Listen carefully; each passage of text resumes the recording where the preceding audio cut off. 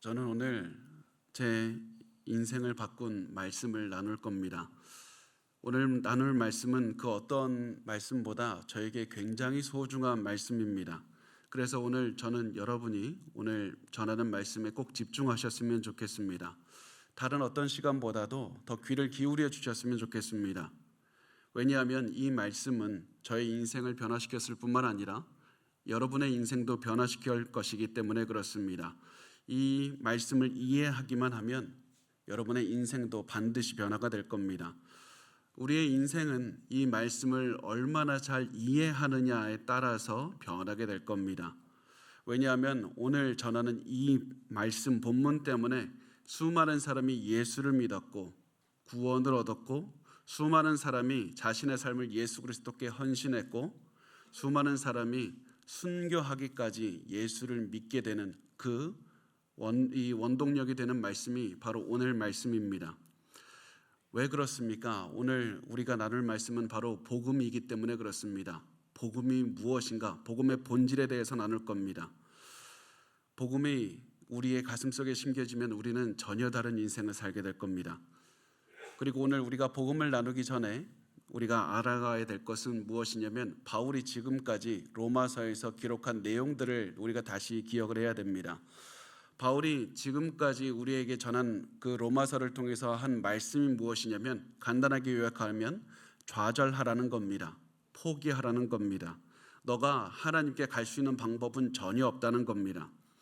하나님께 가야 영생을 얻을 수 있는데, 진정한 평안을 얻을 수 있는데 아무리 너는 노력해도 하나님께 갈 수 없다는 말을 합니다. 왜냐하면 우리는 죄인이기 때문에 그렇습니다. 거룩한 하나님께 가려면 우리도 거룩해야 됩니다. 아주 작은 죄 하나도 없이 완벽해야 됩니다. 그런데 우리는 절대 완벽하지 못합니다. 우리는 죄인입니다. 우리는 아무리 노력해도 죄를 지을 수밖에 없습니다. 하나님께 그래서 갈 수가 없는 겁니다. 우리가 복의 근원이신 하나님께 갈 수가 없고, 그렇기 때문에 우리는 오히려 심판을 받아서 마땅한 존재들인 겁니다. 그래서 바울은 우리에게 말합니다. 절망해야 된다. 너는 절망해야 된다. 너는 죽을 수밖에 없다는 사실을 확신하고 영생을 얻을 희망을 포기하라는 겁니다. 이것이 바울이 우리에게 알려주는 우리의 절망적인 상황입니다. 그런데 이렇게 말한 다음에 바울은 곧바로 우리의 인생의 전환점에 대해서 알려줍니다. 성경에 말씀하는 가장 중요한 전환점이 바로 여기에서 일어납니다. 전혀 희망이 없다고 여기는 우리에게 이제 기적이 일어났다고.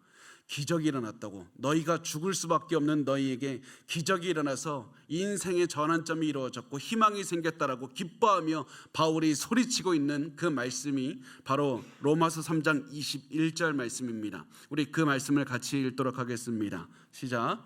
이제는 율법 외에 하나님의 한 의가 나타났으니 율법과 선지자들에게 증거를 받은 것이라. 아멘.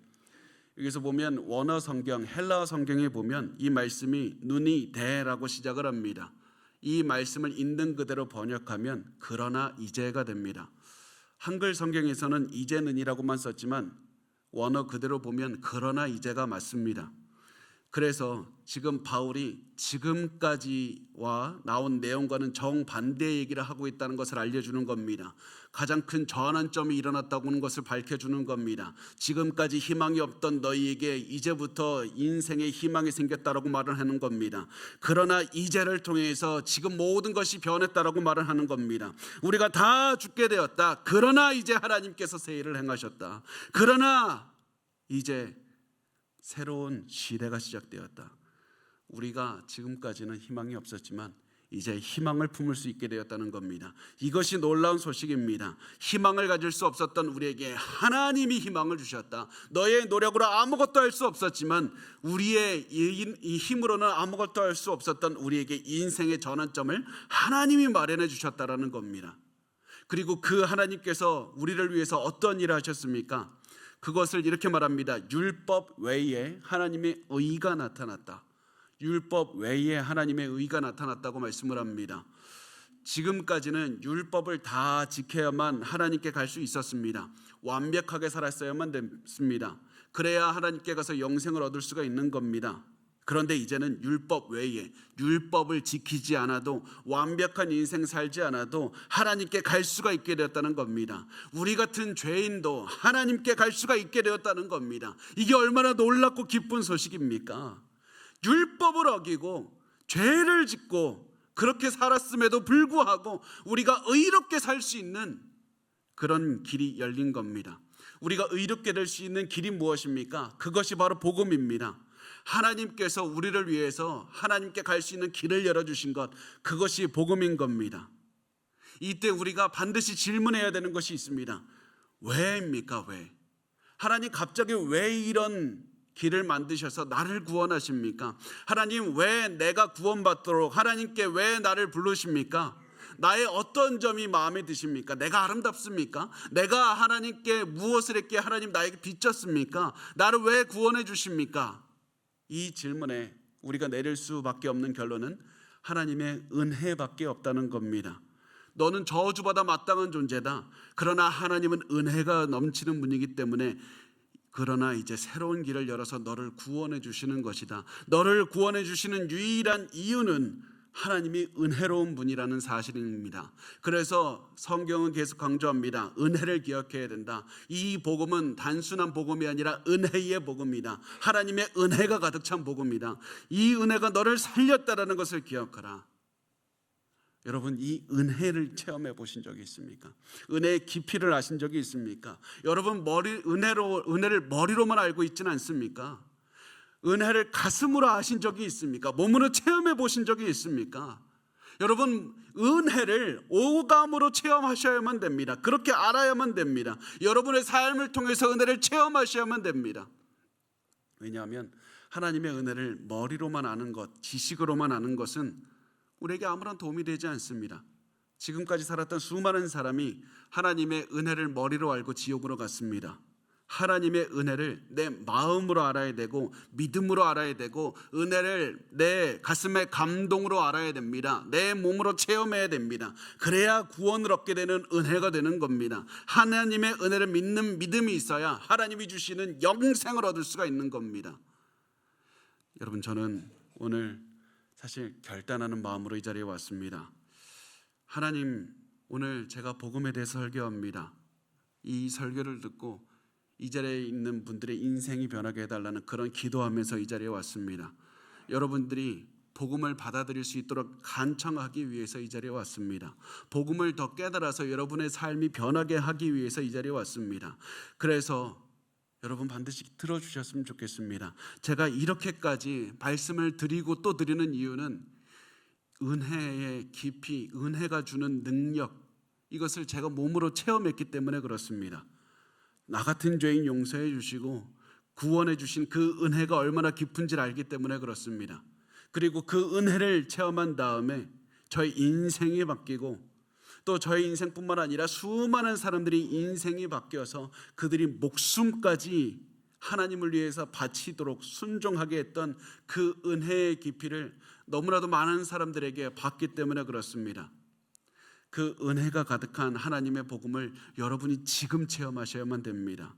여러분이 만약에 그 은혜의 복음을 모르신다면 복음을 아는 마음을 달라고 기도하시길 바랍니다. 기도하는 마음으로 오늘 말씀을 들으셨으면 좋겠습니다. 그리고 여러분이 복음을 알고 있다면, 복음을 믿고 있다면 복음의 은혜를 내가 더 깊이 알기를 원합니다. 복음에 더 깊이 들어가기를 원합니다. 왜냐하면 우리의 삶의 모습은 우리가 은혜를 얼마나 더 깊이 알게 되느냐, 복음을 더욱더 깊이 이해하느냐에 따라서 달려있기 때문에 그렇습니다. 복음을 알면 우리의 삶은 변하게 되어 있습니다. 이 은혜를 누구보다도 더 깊이 체험한 바울은 복음의 능력, 은혜의 복음이 얼마나 사람들을 바꾸는지 알고 있었습니다. 그래서 바울은 은혜의 복음에 대해서 이렇게 설명을 합니다. 로마서 3장 22절 말씀입니다. 우리 같이 읽겠습니다. 시작. 곧 예수 그리스도를 믿음으로 말미암아 모든 믿는 자에게 미치는 하나님의 의인이 차별이 없느니라. 아멘. 바울은 하나님께서 복음을 믿는 모든 사람을 의롭게 해주신다고 말씀을 합니다. 예수 그리스도께서 십자가에서 달리신 것을, 십자가에서 이룬 모든 것들을 믿기만 하면 하나님께서 의로움을 선물로 주신다는 겁니다. 예수를 믿기나만 하면 죄인을 의롭다고 칭해 주십니다. 이것이 바로 로마서의 핵심입니다. 하나님의 아들이 인간이 되어서 이 세상에 오셔서 완벽한 인생을 살다가 십자가에 죽으셨고 부활하신 그 사실을 믿기만 하면 되는 겁니다. 그래서 바울은 이렇게 말합니다. 모든 믿는 자에게 미치는 하나님의 의인이 차별이 없느니라. 누구라도 믿기만 하면 하나님께서 의롭다고 불러주시는 하나님의 은혜를 체험할 수가 있습니다. 누구라도 믿기만 하면 변화된 인생을 살 수 있는 능력을 체험합니다. 그래서 수많은 사람들이 이 말씀을 믿고 인생이 변했습니다. 믿기만 하면 누구나도 의롭게 해주시는 이 복음을 받은 사람들은 복음을 전하기 위해서 온 세상에 나갔고, 그 사람들은 원수를 찾아갔고 때로는 식인종한테도 찾아가서 잡아먹히기까지 할 정도로 그렇게 해서 온 세상에 복음을 퍼뜨렸습니다. 모든 믿는 자에게 미치는 하나님의 의인이 차별이 없느니라. 이 말씀 하나 때문에 그들의 인생이 변한 겁니다. 그리고 여러분, 이 말씀 하나 때문에 우리 교회가 이 자리에 세워진 겁니다. 저 같은 사람도 구원해 주시는 하나님, 누구라도 믿기만 하면 구원해 주신다. 차별이 없느니라. 누구라도 믿기만 하면 구원해 주신다는 그 복음을 전하기 위해서 교회가 이 자리에 세워진 겁니다. 그리고 교회가 복음을 전하기 위해서 매진할 때 저는 확신합니다. 이 지역 완전히 변할 겁니다. 이 지역 완전히 변할 수 있습니다. 교회가 자리하고 있는 이 지역이 복음을 위해서 차별 없이 복음을 통해 구원을 주시는 하나님의 의로움, 하나님의 복음을 전할 때 이 지역도 변하게 될 겁니다. 그래서 기독교 작가 케네스 보아는 자신의 주석에서 이렇게 말을 합니다. 예수 그리스도의 교회는 이 세상에서 인종적, 민족적 장벽을 없앨 수 있는 가장 강력한 힘이 되어야 한다. 교회가 인종적, 민족적 장벽을 허물 수 있는 힘이 어떻게 됩니까? 바로 이 말씀 하나 때문에 그렇습니다. 모든 믿는 자에게 미치는 하나님의 의인이 차별이 없느니라. 차별 없이 의롭게 해주시는 복음을 전하기 위해서는 교회는 모든 장벽을 뛰어넘어야 되는 겁니다. 그리고 우리는 이 말씀을 통해서 우리 교회가 걸어가야 될 길을 보여줍니다. 우리 교회의 사명을 보여줍니다. 교회의 강력함을 깨닫게 해주시면서 우리의 갈 길을 보여주십니다. 교회가 복음만 생각하면 교회가 가는 곳에 모든 장벽이 허물어집니다. 지금까지 교회가 가는 곳마다 모든 장벽이 허물어졌습니다. 우리나라에서도 남녀 차별이 다 교회가 가면 사라졌고, 어느 나라든지 교회가 가는 곳마다 신분제가 사라졌습니다. 교회가 가는 곳마다 사회가 변화가 됩니다. 교회가 사회를 바꾸는 봉사단체라서 그런 것이 아닙니다. 교회는 정치단체가 아닙니다. 교회가 이 모든 세상을 바꿀 수 있었던 능력은 차별 없이 복음을 전파하는 그 하나님의 능력만을 생각했기 때문에 그렇습니다. 그래서 우리 교회도 이 말씀만을 바라보고 이 말씀만을 전하기 위해서 달려가야 됩니다. 여러분, 우리 다 같은 한 마음으로 달려가셨으면 좋겠습니다. 우리가 주일 예배에 왜 그렇게 공을 들여서 예배를 드립니까? 제가 왜 주일 예배에 이 말씀 하나 전하기 위해서 잠깐 전하는 거 저도 그냥 대충 준비하고 끝내면 되는데 왜 밤새고 왜 이렇게 합니까? 복음만을 전하기 위해서 왜 합니까? 복음을 통해서 우리의 인생이 변하고 복음을 통해서 우리의 가슴 속에 차별 없이 주신 하나님의 그 능력, 복음을 우리가 체험하면 우리가 살아가는 인생이 달라질 수 있기 때문에 그렇습니다. 성경대학 왜 순모임 우리 왜 합니까? 교회 프로그램 하나 더 만들자는 겁니까? 사람들 여기에 사람들이 좀 친목도 해야 되니까 그런 것 위해서 우리 순모임 합니까? 그렇지 않습니다.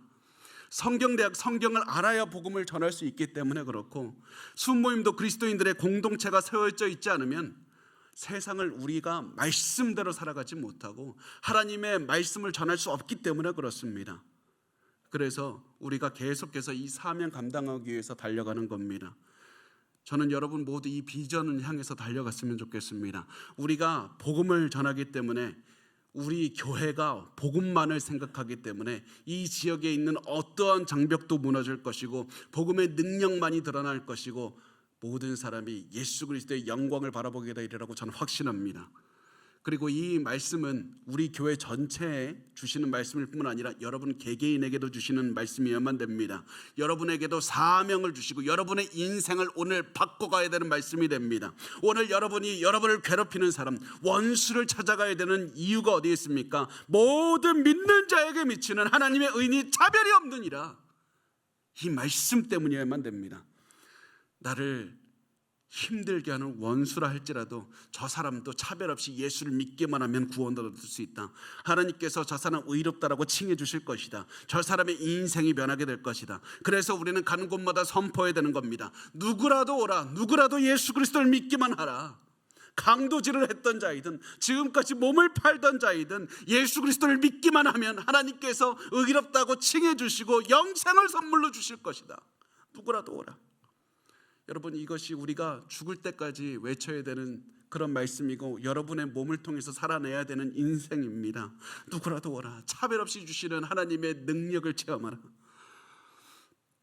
그래서 바울은 그리스도를 믿기만 하면 누구나 구원을 얻을 수 있다, 이 사실을 강조하기로 원했습니다. 그리고 이 사실이 얼마나 위대한지 강조하기 위해서 다시 한번 바울은 강조합니다. 모든 사람이 죄인이다. 모든 사람을 구원을 얻을 수가 없다고 말을 합니다. 그러면서 로마서 3장 23절에 말씀을 합니다.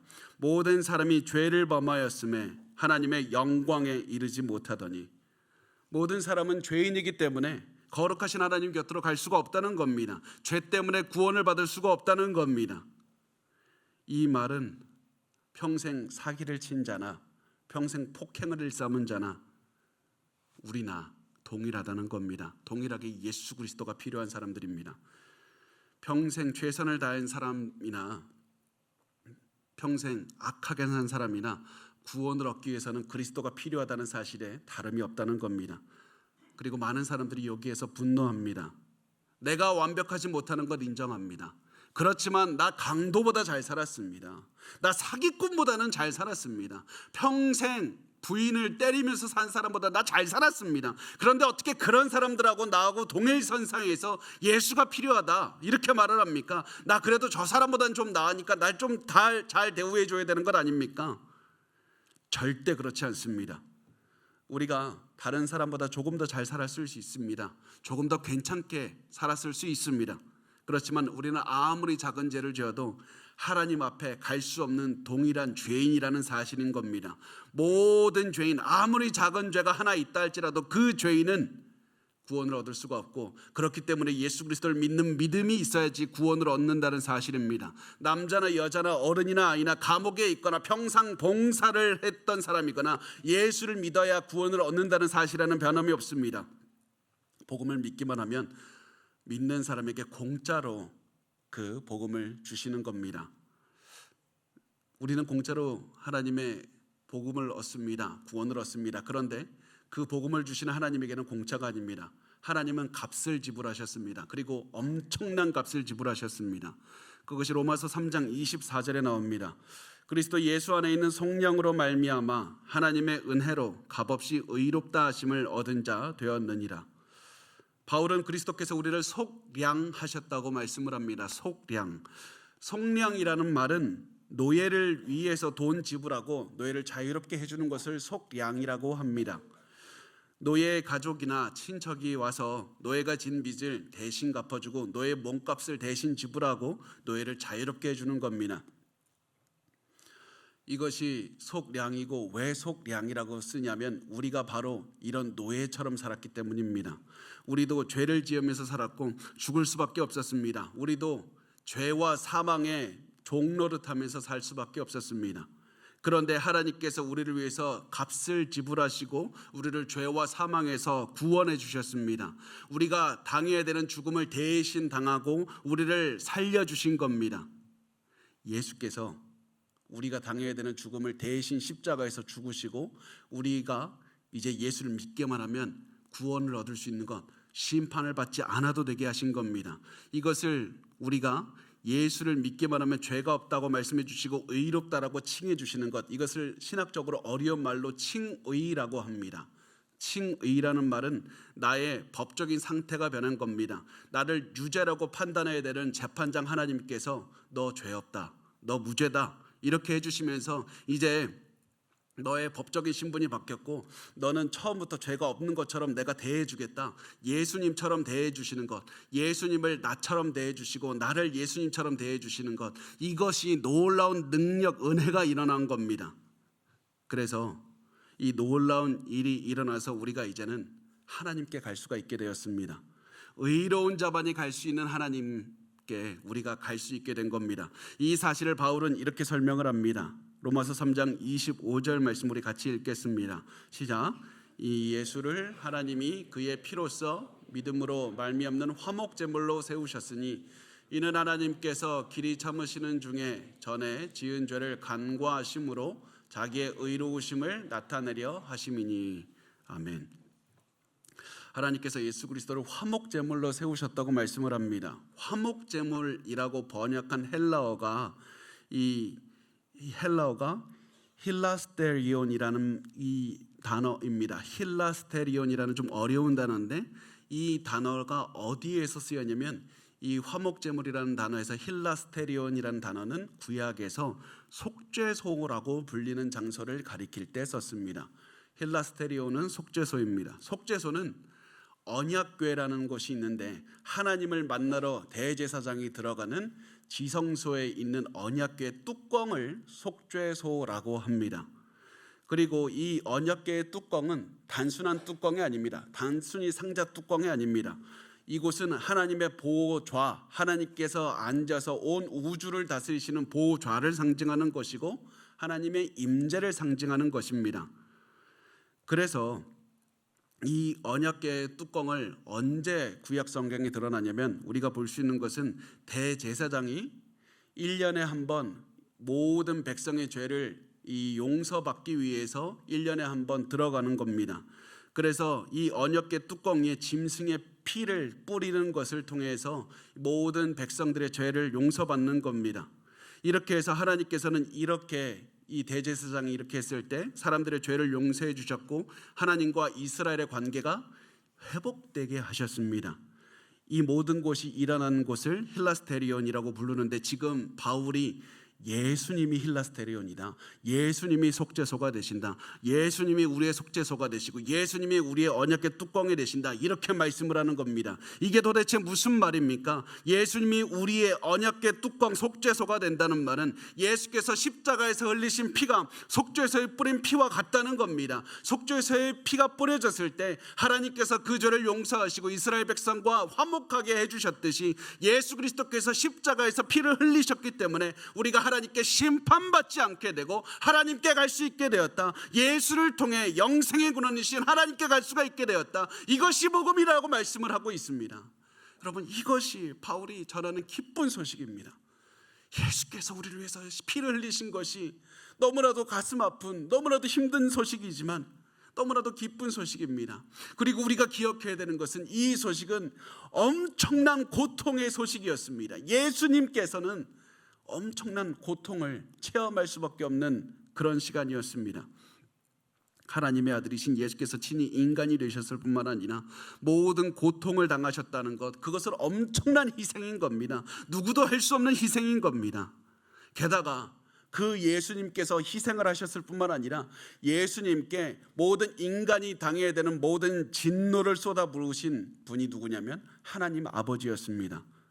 하나님은 우리를 구하기 위해서 예수님을 우리가 당해야 되는 모든 심판, 진노를 쏟아 부으신 겁니다. 그 값으로 우리에게 생명을 주신 겁니다. 예수님이 십자가에서 당하신 그 고난을 통해서 우리가 생명을 얻은 겁니다. 여러분, 우리가 그래서 예수님이 십자가에서 고난을 당하신 것을 보면서 우리 가슴이 아파야 됩니다. 가슴이 미어져야 됩니다. 저 자리에 내가 갔어야 된다는 사실을 기억해야 됩니다. 내가 예수께서 십자가에서 달리신 것을 보면서 아무런 느낌이 없어서는 안 되고 저 고난 내가 당했어야 되는데 예수께서 나를 위해서 죽으셨다. 예수께서 그 모든 고난을 당하시고 그리고 하나님 아버지께서 그 모든 이 진노를 쏟으신 것을 볼 때 우리가 무엇을 깨달아야 되냐면 하나님의 사랑을 깨달아야 됩니다. 나를 얼마나 사랑하실까? 하나님이 우리를 위해 베푸신 은혜를 체험해야 됩니다. 하나님의 사랑과 은혜, 이것으로 우리가 감격이 겨워야 되는 겁니다. 우리가 이것을 생각할 때 우리의 가슴속에 무엇이 떠오릅니까? 무슨 마음이 계속해서 용서를 줍니까? 감사가 넘치게 되는 겁니다. 찬양이 넘치게 되는 겁니다. 예수 그리스도의 십자가를 볼 때 우리의 가슴이 벅차게 되고 감사함에 찬양이 흘러 넘치는 것이 자연스러운 우리의 모습인 겁니다. 그런데 여러분, 제가 잠깐 이 말씀을 드렸고, 우리 사실은 교회 오면 매주 듣는 것 아닙니까? 그럼에도 불구하고 이 말을 절대 쉽게 넘기시지 않았으면 좋겠습니다. 하나님은 우리를 영원히 심판하실 수 있었지만 그렇지 않고 우리를 은혜로 구원해 주셨다는 이 말씀을 여러분 반드시 기억하시길 바랍니다. 가슴속에 깊이 여러분 두시길 바랍니다. 여러분, 우리는 아무런 자격도 없는 사람들인데 하나님께서 구원해 주셨다는 사실을 기억하셔야만 됩니다. 그래야 우리가 감사가 넘치는 인생을 살 수 있는 겁니다. 그래야 우리가 아무리 큰 고난 속에서도 찬양할 수 있는 겁니다. 그런데 우리가 왜 감사하지 못합니까? 찬양하지 못하는 이유가 무엇입니까? 불평하는 이유가 무엇입니까? 둘 중에 하나입니다. 확실합니다.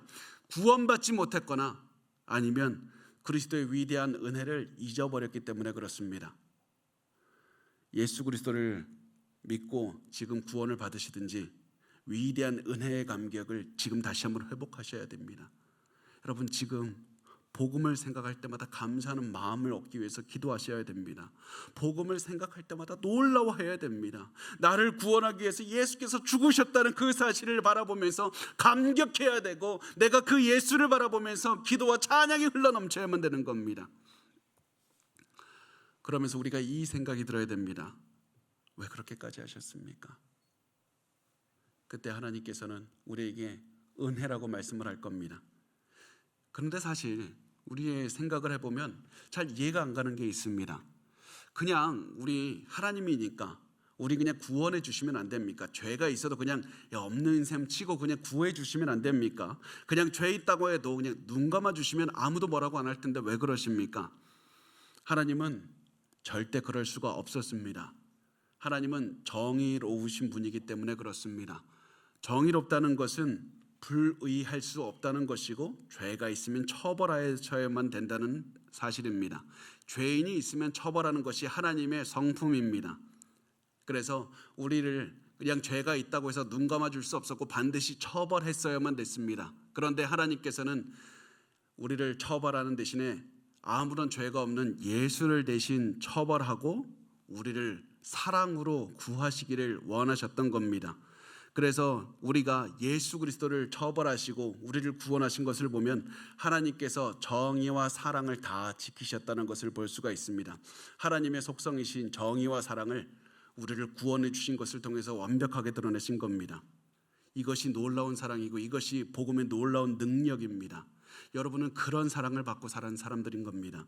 그것을 여러분이 깨닫기만 해도 여러분의 삶이 변할 겁니다. 바울은 이 사실을 가리키면서 이렇게 말합니다. 로마서 3장 26절에 이 말씀을 합니다. 곧 이때 자기의 의로우심을 나타내사 자기도 의로우시며 또한 예수 믿는 자를 의롭다 하려 하심이라.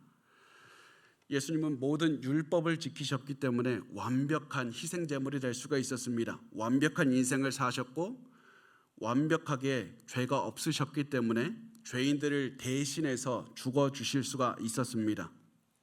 그래서 하나님은 예수님을 믿는 자들을 처벌하지 않고 예수님을 믿는 자들의 모든 죄를 예수님께 짊어지고 우리를 의롭다고 판명해 주신 겁니다. 이것이 우리를 사랑하시는 하나님께서 죄 많은 우리를 구원하기 위해서 하신 일입니다. 이렇게 해서 우리가 구원을 얻었고 이것이 우리가 보통 말하는 복음인 겁니다. 그럼 우리 이제 어떻게 살아야 됩니까? 우리의 삶이 어떻게 변해야 됩니까? 로마서 3장 27절과 28절에 이렇게 말씀을 합니다. 그런즉 자랑할 데가 어디냐? 있을 수가 없느니라. 무슨 법으로냐? 행위로냐? 아니라 오직 믿음의 법으로니라. 그러므로 사람이 의롭다 하심을 얻은 것은 율법의 행위에 있지 않고 믿음으로 되는 줄 우리가 인정하노라. 아멘. 바울이 우리가 어떤 반응을 보여야 되는가? 이제부터 절대 자랑해서는 안 된다. 우리가 구원을 얻기에 조금이라도 한 것이 없다는 사실을 인정하고 절대 너를 자랑하지 말아라. 너는 아무것도 한 것이 없다. 하나님의 믿음으로만 구원을 얻었기 때문에 앞으로 너 하나님만 자랑하고 살아라. 하나님께서 모든 것을 다 하셨기 때문에 우리를 자랑하지 말고 하나님을 자랑해야 된다고 말씀합니다. 그런데 우리 이거 보면서 우리 오해할 수 있습니다. 아니 왜 하나님을 자랑하게 합니까? 아니 그렇게까지 하나님 꼭 자랑 듣고 싶으십니까? 아니 꼭 그렇게까지 하셔야만 되겠습니까? 우리가 좀 자랑하면 안 됩니까? 우리가 잘 기억해야 될 것은 하나님이 우리를 하나님을 자랑하게 하는, 우리가 하나님을 자랑하게 하신 이유가 무엇이냐면 우리를 위해서 그런 겁니다. 팀 켈러 목사님께서는 주석에서 이렇게 말씀합니다. 우리가 자랑하는 것이 우리의 정체성을 드러낸다고 말을 합니다. 우리가 자랑하는 것을 보면 우리의 정체성이 어디 있는지, 우리의 자신감을 어디에서 얻는지, 우리의 자부심의 원천이 어디인지 그것을 알 수 있다는 겁니다. 자랑하는 것은 우리의 마음이 있는 겁니다. 그래서 우리가 내릴 수 있는 결론은 하나님이 우리에게 하나님만 자랑하게 하신 이유는 우리가 하나님 안에 정체성을 두기를 원하시기 때문에 그렇습니다. 우리가 우리 자신의 노력, 우리 자신 그 성품에 우리의 정체성을 두면 우리의 인생의 뿌리가 쉽게 흔들릴 수가 있습니다. 그래서 하나님께서는 우리가 하나님 안에서 뿌리를 받고 안전하게 살기를 원하셨습니다. 하나님 안에서 영원한 결실을 맺으면서 살기를 원하셨기 때문에 하나님은 우리가 하나님만 자랑하면서 살기를 원하셨고, 우리가 아니라 하나님만 바라보면서, 그래서 오직 믿음으로 구원을 얻게 하신 하나님의 은혜가 있는 겁니다. 이 사실을 깨달은 종교개혁가 마틴 루터가 하나님의 선물에 감격하면서 이렇게 외쳤습니다. 사람은 오직 믿음으로 의롭게 된다. 오직 믿음으로 하나님께서 우리에게 주시는 선물을 받을 수가 있다. 하나님만 바라보고 하나님만 찬양해야 된다. 우리는 오직 믿음으로 산다는 사실을 기억해야 된다. 우리는 믿기만 하면 하나님께서 우리를 의롭다고 해주시고 구원을 주신다. 이것이 마틴 루터가 기뻐하면서 외쳤던 소리였습니다.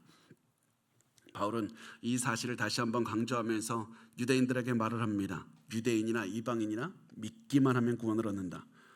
그러면서 로마서 3장 29절에서 30절 이렇게 말씀을 합니다. 하나님은 다만 유대인의 하나님이시냐, 또한 이방인의 하나님은 아니시냐, 진실로 이방인의 하나님도 되시느니라. 할례자도 믿음으로 말미암아, 또한 무할례자도 믿음으로 말미암아 의롭다 하실 하나님은 한 분이시니라. 하나님이 주시는 구원은 모든 믿는 자들을 위한 겁니다. 하나님께서는 예수 그리스도를 믿는 자들만 모으셔서 하나님께로 모으십니다.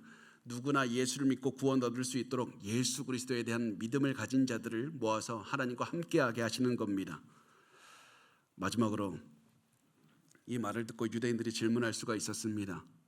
믿음만 있으면 된다. 이 말은 우리가 가진 율법이 쓸모없다는 말입니까? 우리 지금까지 구약성경 가지고 있었는데 구약성경 다 폐기 처분해야 된다는 얘기입니까? 그 얘기를 듣고 바울은 절대 그렇지 않다고 하면서 31절에 이렇게 말을 했습니다. 우리 31절 같이 읽겠습니다. 시작. 그런즉 우리가 믿음으로 말미암아 율법을 파기하느냐? 그럴 수 없느니라. 도리어 율법을 굳게 세우느니라. 아멘. 율법은 사람들이 의롭게 되어야 되는 모든 점에서 실패했다, 이것을 알려주는 겁니다. 너희 율법을 지키려고 해봐라, 못 지킨다. 그러므로 율법을 볼 때 우리는 우리의 능력으로 구원을 얻을 수 없다, 하나님의 선물로 구원을 얻어야 된다는 사실을 알려주게 되는 겁니다. 그래서 우리의 능력이 아니라 그리스도를 믿어야 구원을 얻는다는 것은 율법을 통해서 알 수 있습니다. 또 율법이 또 하나 중요한 기능이 있는데, 그것은 구원 얻은 사람들에게도 여전히 율법은 중요하다는 겁니다. 잘 들으셔야만 됩니다. 오해하지 마십시오. 이제 우리가 구원 얻었으니까 구약의 율법 다 쓸모없다, 다 폐기 처분해야 된다, 그렇지 않습니다. 우리가 이제는 안식일, 제사 율법, 그런 율법들, 음식에 관한 것들 율법 지키지 않습니다.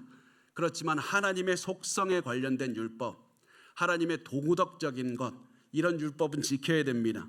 하나님 한 분만 섬기라, 우상 숭배하지 말라, 하나님의 이름을 망령되이 일컫지 말라, 그리고 부모님을 공경하라, 간음하지 말라, 살인하지 말라, 이런 것들을 우리가 지켜야 됩니다. 근데 이제 왜 지킵니까? 구원 얻기 위해서 지킵니까? 그렇지 않습니다. 구원 얻었으니까 하나님께서 주신 이 모든 법을 기뻐하면서 지키며 살아가게 되는 겁니다. 우리의 인생이 변화하게 되는 겁니다. 하나님께서 주신 이 율법들이 우리의 삶에 기쁨하면서 계속해서 더 하나님을 사랑하고 더 지키고, 내가 오늘보다 내일보다 내일 모레 더 많이 하나님께서 주신 이 많은 것들을 기뻐하면서 하나님의 이름을 망령되이 일컫지 않고 하나님을 존경하면서 살아갈 수 있는 그런 모습으로 변하게 하시는 겁니다.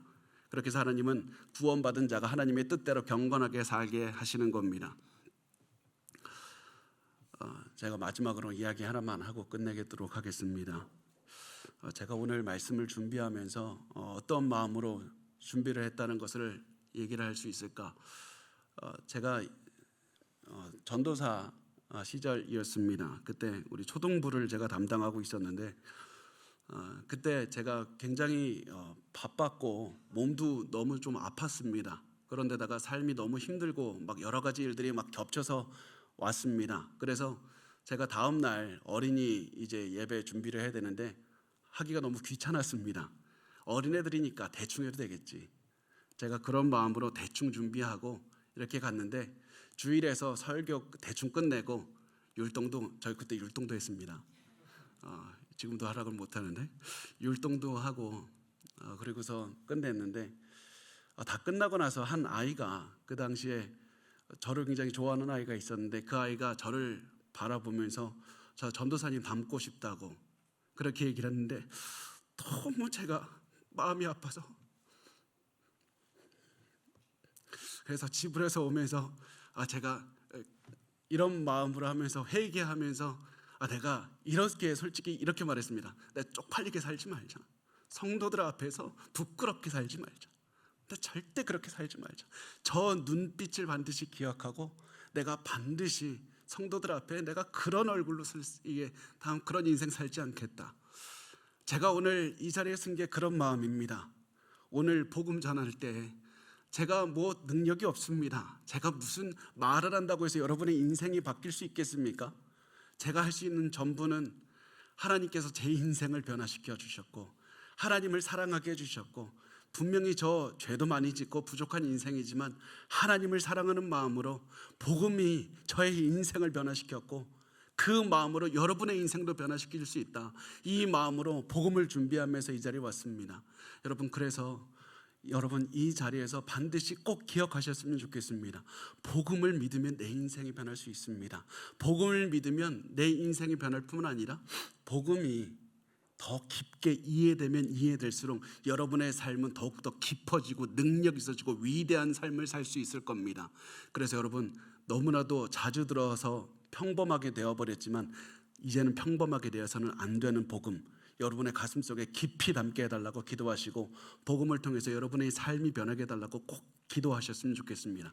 그렇게 하면 지금 이 순간이 여러분의 삶의 인생의 전환점이 될 수 있을 겁니다. 오늘이 여러분의 삶이 전환점이 되기를 여러분 저도 기도하겠습니다. 우리 같이